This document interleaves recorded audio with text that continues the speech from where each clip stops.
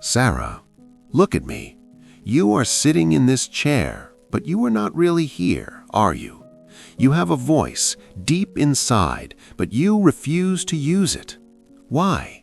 I look at you and I see a woman who has built a fortress around her heart, a fortress of silence. You think it protects you, but does it?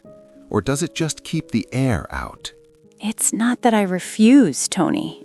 It's that I can't. Whenever I try to speak, my throat closes up.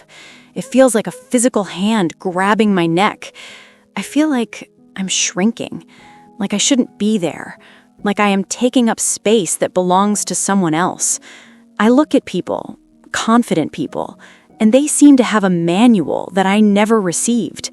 They know how to walk into a room. They know how to laugh. Me? I just want to blend into the wallpaper.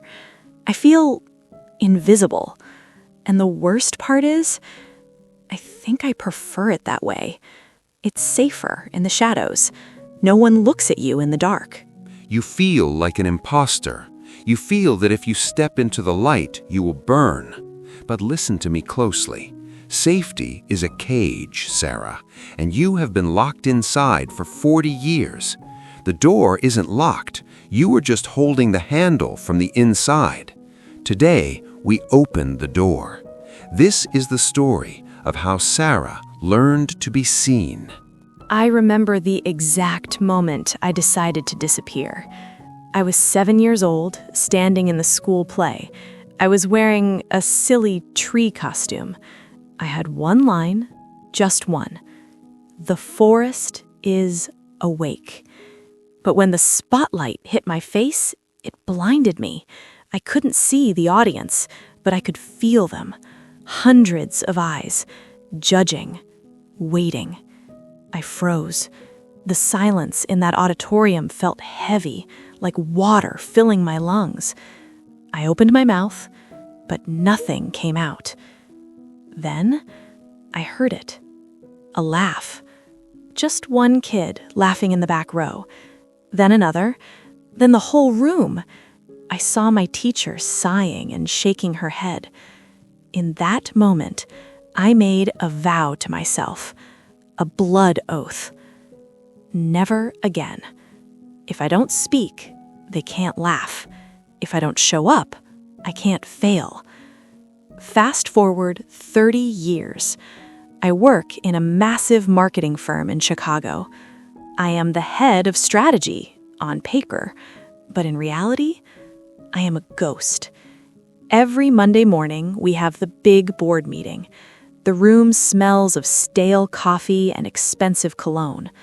12 men in gray suits. And me. I have the best ideas. I really do. I write them down in my notebook in perfect detail. I rehearse them in the car on the way to work. Today is the day, I tell myself. But the moment the CEO looks around the table and asks, "Does anyone have input?" my heart starts hammering against my ribs. Boom, boom, boom. It's so loud, I think everyone can hear it. My hands get cold, my vision blurs. I look down at my notebook, I trace the lines on the paper, and I stay silent. 5 minutes later, a guy named Mark says the exact idea I had written down. Exact. The CEO smiles and says, "Brilliant, Mark. That's why we pay you the big bucks."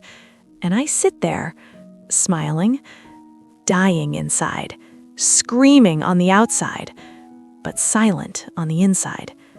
It destroyed my marriage, too. My husband, David, he was a good man. He used to beg me to open up. He would sit on the edge of the bed and say, "Sarah, tell me what you want. Tell me what you feel. Scream at me if you have to. Just say something." But I couldn't. I was so used to being the easy one, the quiet one, that I forgot how to have needs. Eventually, he stopped asking. The silence in our house became louder than any argument. And then he left. The day he walked out, he didn't even yell. He was packing his suitcase, and he looked at me with eyes full of pity. He just said, "I can't love a ghost, Sarah. I'm lonely when I'm with you." That broke me. I sat in my empty apartment, surrounded by my notebooks full of unsaid words, and I realized I wasn't living. I was just existing. I can't love a ghost. That is brutal, but it was the truth, wasn't it? You created a story that silence is safety, but silence cost you your career and your husband. So, is it really safe, or is it the most dangerous place in the world? It's lonely, Tony. It's so cold. Okay, let's rewire this right now. We're going to use the anchor technique. I want you to remember a time, any time, where you felt absolute certainty, even if it was for 5 seconds, a moment where you didn't think, you just knew. I don't know. Maybe when I'm painting. I have a small studio in the back. When I'm alone with the canvas and I have the brush in my hand, I know exactly where the color goes. I don't doubt, I don't shake, I just flow. Perfect. Close your eyes, go to that studio, smell the paint, feel the brush in your hand, feel that flow, that certainty. Make the colors bright in your mind. Now, as you feel that power rising, squeeze your right fist hard. Squeeze it until your knuckles turn white. We're linking that feeling of the artist to that physical trigger. Anchor it. Every time you feel the fear rising in a meeting, you don't fight it, you just squeeze the fist and trigger the artist. The artist doesn't care about judgment. The artist only cares about expression. The next Monday, the meeting started. The air conditioning was humming. The CEO asked the question. The panic came right on schedule, the cold hands, the racing heart. But this time, under the table, I squeezed my right fist. I visualized the canvas. I wasn't Sarah, the scared girl in the tree costume. I was Sarah, the artist. I didn't think. I just opened my mouth. "I disagree with that strategy," I said. My voice shook a little, but it was loud. The room went silent. 12 heads turned to look at me. Mark was shocked. The old Sarah would have crumbled, but I kept my fist squeezed. I laid out my plan, step by step. I didn't apologize. I didn't say maybe. I just painted the picture with words. When I finished, the CEO looked at me for a long time. Then he nodded. "Let's do it Sarah's way."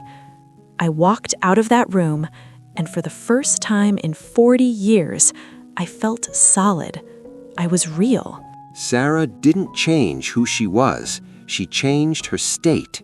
If you're watching this and you feel invisible, stop waiting for permission to speak. Create your anchor, squeeze your fist, and let the world hear you. Subscribe for more breakthroughs. Resist.